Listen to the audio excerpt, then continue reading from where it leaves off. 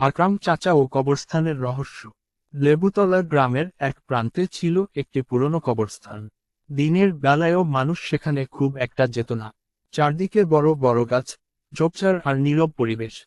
গ্রামের সবাই বলতো, রাত হলে ওই কবরস্থানের পাশ দিয়ে হাঁটা ঠিক নয়। সেই গ্রামেই থাকতেন আকরাম চাচা। তিনি ছিলেন সাহসী মানুষ। ভূতপ্রেতের গল্পে তিনি কখনো বিশ্বাস করতেন না। গ্রামের লোকেরা যখন কবরস্থানের ভয়ঙ্কর গল্প বলতো, তখন তিনি হেসে বলতেন, ভূত বলে কিছু নেই, সব মানুষের মনের ভয়। এক বর্ষার রাতে আকরাম চাচা পাশের গ্রাম থেকে বাড়ি ফিরছিলেন। রাত তখন প্রায় 12টা। আকাশে কালো মেঘ, মাঝে মাঝে বিদ্যুৎ চমকাচ্ছে। হঠাৎ বৃষ্টি শুরু হলো। দ্রুত বাড়ি ফেরার জন্য তিনি কবরস্থানের পাশের রাস্তা ধরলেন। রাস্তার দুই পাশে বিশাল বটগাছ। বাতাসে গাছের ডালপালা দুলছে। দূরে কোথাও শিয়ালের ডাক শোনা যাচ্ছে। আকরাম চাচা দ্রুত হাঁটছিলেন। হঠাৎ তিনি লক্ষ্য করলেন, কবরস্থানের ভেতরে একটা ক্ষীণ আলো জ্বলছে। তিনি ভাবলেন, এত রাতে এখানে আলো আসবে কোথা থেকে?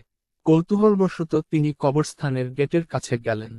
দেখলেন, একটি পুরনো কবরের সামনে সাদা পোশাক পরা একজন দাঁড়িয়ে আছে। বিদ্যুতের আলোয় মুহূর্তের জন্য সেই ছায়ামূর্তি দেখা গেল, তারপর আবার অন্ধকার। আকরাম চাচা সাহস করে ডাক দিলেন, কে ওখানে? কোনো উত্তর এলো না। তিনি আরো কাছে এগিয়ে গেলেন। কিন্তু আশ্চর্যের বিষয়, সেখানে কাউকে দেখা গেল না। চারদিকে শুধু কবর আর ভেজা মাটি। ঠিক তখনই তার কানের কাছে ফিসফিস শব্দ ভেসে এলো। আকরাম, আকরাম। তিনি চমকে উঠলেন। চারদিকে তাকালেন, কিন্তু কাউকে দেখতে পেলেন না। বৃষ্টি আরো বেড়ে গেল। বাতাস যেন হঠাৎ ঠান্ডা হয়ে গেল। তিনি দ্রুত বেরিয়ে আসতে চাইলেন। কিন্তু মনে হলো রাস্তা যেন খুঁজে পাচ্ছেন না। একই জায়গায় বারবার ফিরে আসছেন। হঠাৎ সামনে একটি পুরনো কবরের ওপর বসে থাকা কালো ছায়া দেখতে পেলেন। ছায়াটি ধীরে ধীরে মাথা তুলল। আকরাম চাচার বুক কেঁপে উঠল। ছায়াটির চোখ দুটো অদ্ভুতভাবে জ্বলছিল। তিনি চোখ বন্ধ করে আল্লাহর নাম নিতে শুরু করলেন। আবার চোখ খুলতেই ছায়াটি নেই। কিন্তু এবার তিনি অন্য কিছু শুনতে পেলেন। কেউ যেন কাঁদছে। একজন বৃদ্ধার কান্না। কান্নার শব্দ অনুসরণ করে তিনি একটি ভাঙা কবরের কাছে পৌঁছালেন। সেখানে কেউ নেই, অথচ কান্নার শব্দ স্পষ্ট শোনা যাচ্ছে। হঠাৎ মাটি কাঁপতে শুরু করল। একটি বজ্রপাত হলো। বিদ্যুতের আলোয় তিনি দেখলেন, সামনে সারি সারি কবরের মাঝখানে সাদা পোশাক পরা কয়েকজন দাঁড়িয়ে আছে। তারা নড়ছে না, শুধু তাকিয়ে আছে। আকরাম চাচা ভয় পেছাতে লাগলেন। তার মনে হলো, এরা মানুষ নয়। তিনি দৌড় দিতে শুরু করলেন। কিন্তু যত দৌড়ান, কবরস্থান যেন শেষই হয় না। হঠাৎ তিনি হোঁচট খেয়ে পড়ে গেলেন। মাটিতে পড়ে থাকা অবস্থায় দেখলেন, তার সামনে একটি পুরনো কবর ফলক। সেখানে লেখা, আকরাম উদ্দিন। নিজের নাম দেখে তিনি ভয়ে জমে গেলেন।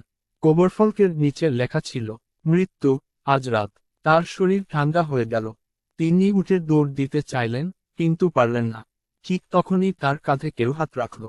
আকরাম চাচা ধীরে ধীরে পেছনে তাকালেন। দেখলেন, সাদা পোশাক পরা এক বৃদ্ধ দাঁড়িয়ে আছেন। বৃদ্ধ বললেন, ভয় পেও না। মানুষকে ভয় দেখানো আমাদের কাজ নয়। তোমাকে একটা শিক্ষা দিতে এসেছি। আকরাম চাচা কাপা গলায় বললেন, আপনি কে?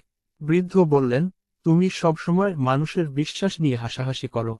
মৃত্যুকে ভুলে গেছো। এই কবরস্থান তোমাকে মনে করিয়ে দিতে চেয়েছে, একদিন সবাইকে এখানে আসতে হবে। কথা শেষ হতেই চারপাশের সব দৃশ্য বদলে গেল। কোনো ছায়া নেই, কোনো কান্না নেই, শুধু বৃষ্টি পড়ছে। আকরাম চাচা নিজেকে কবরস্থানের গেটের সামনে দাঁড়িয়ে থাকতে দেখলেন। তিনি দ্রুত বাড়ি ফিরে গেলেন। পরদিন সকালে গ্রামের মানুষ অবাক হয়ে দেখল, আকরাম চাচা আগের মতো নেই। তিনি অনেক শান্ত হয়ে গেছেন। আর কখনো কারো বিশ্বাস নিয়ে হাসাহাসি করেন না। তবে সবচেয়ে আশ্চর্যের বিষয় হল, কয়েকদিন পর তিনি সাহস করে আবার সেই কবরস্থানে গিয়েছিলেন। যে কবরফলকে নিজের নাম দেখেছিলেন, সেটি আর খুঁজে পাননি। কিন্তু কবরস্থানের এক কোণে একটি পুরনো ফলকের ধুলো মুছে তিনি একটি লেখা দেখতে পেলেন। মৃত্যুর কথা যে মনে রাখে, সে কখনো অহংকার করে না। সেদিনের পর থেকে আকরাম চাচা যখনই গ্রামের ছেলেদের গল্প শোনাতেন, তিনি বলতেন, ভূত আছে কি নেই জানি না, কিন্তু রাতের সেই কবরস্থানে আমি এমন কিছু দেখেছিলাম, যা আজও ভুলতে পারিনি। আর গ্রামের লোকেরা বলে, গভীর রাতে ওই কবরস্থানের পাশ দিয়ে গেলে মাঝে মাঝে এখনো কারো ফিসফিস শব্দ শোনা যায়। মৃত্যুকে ভুলে যেও না। ভূত অর্ধচন্দ্র বৃষ্টির সাথে মেঘ